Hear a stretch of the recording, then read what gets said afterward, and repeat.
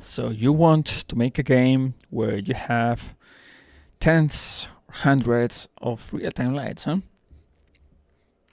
Good luck with that, my friend. No, I'm joking. You don't need luck, you need knowledge. So at some point when you are a game developer, you might want to make a game, or your boss will tell you to make a game that has a lot of lights, right? Like, look at this scene that I have in front of you, of me. You have tons of lights, right? Spotlights in this case, and they're all real time. How do we accomplish this? As you know, we have mainly 3 pipelines, right? Built in. We also have URP and HDRP. HDRP lets you use different shading, which is top for this type of circumstances where you need unlimited amount of lights. But then in URP, you are stuck with forward rendering, right? Are you? Are you really? Let's have a look, because maybe forward is not the only thing that you have. So when we are in URP, when you target forward rendering, the forward rendering pipeline, okay, so if I go here to settings, you will see here the rendering path. You normally have the rendering path here as a list, right? You can, a combo box, I forgot how this is called, whatever. You can choose here the render pipeline.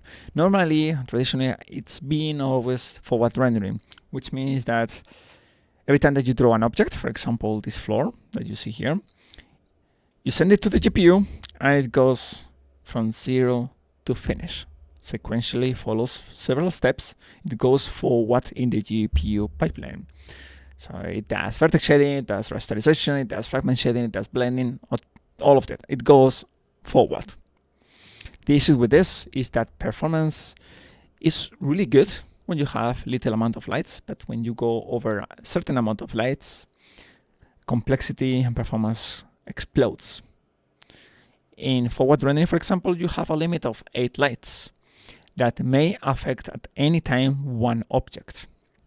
If you see this, I have a lot of lights, but how many do I see? Not as many. Okay, I have possibly well over 30, not as many. There's a limit to this because we cannot afford to pay the price of rendering more lights in the forward rendering path in URP. If you want to learn more about that and why that's the case, I elaborate a lot on this in my membership in the Performance Task Force. I'm not going to do that here because I want to keep this video short. So what can you do when you reach this limit? First, you can just make it work somehow. Just reduce the number of lights or fake the lights.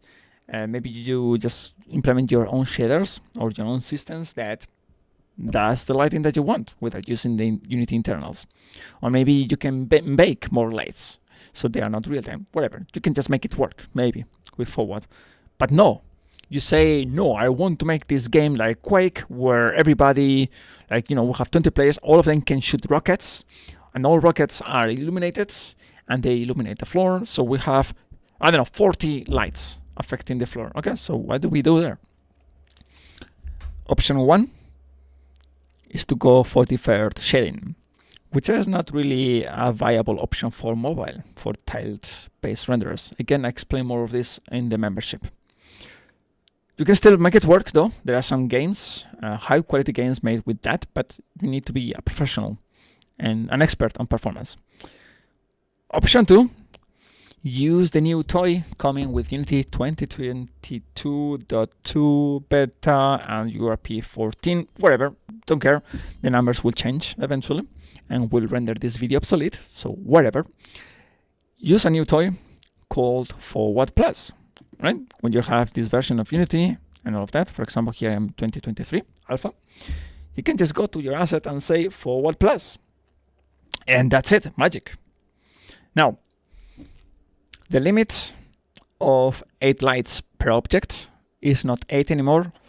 It depends. Like it may be 16, it may be 32, it may be 256, depending on your target platform and your target API. But you have a much higher limit to the number of objects that are hitting your floor.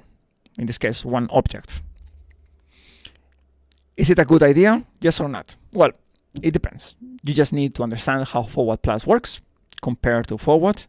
I explained that everything in the membership. Again, I don't want to spam you with that, but that's true. If you're interested in that, just go there or research yourself. I don't care.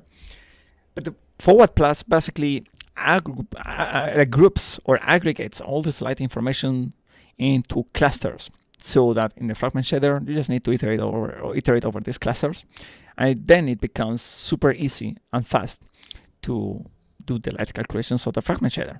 Okay, so basically instead of iterating over every light, we just iterate over clusters, so reducing the data set that we have to access in memory on the GPU. So try that. There is a sweet spot that I have found by testing on this one, which is if you need more than 6 lights, real-time lights per object, then it might be a good idea to go with Forward Plus. And if not, you might be maybe better off sticking to Forward. Anyway, that's not set in stone. I encourage you to understand how this works and then do your own research, okay? Because there are many options other than just blindly following the advice of a random guy on the internet, that being me in this case. I just want to make this video so that you are aware that there is more than the traditional and boring Forward pipeline.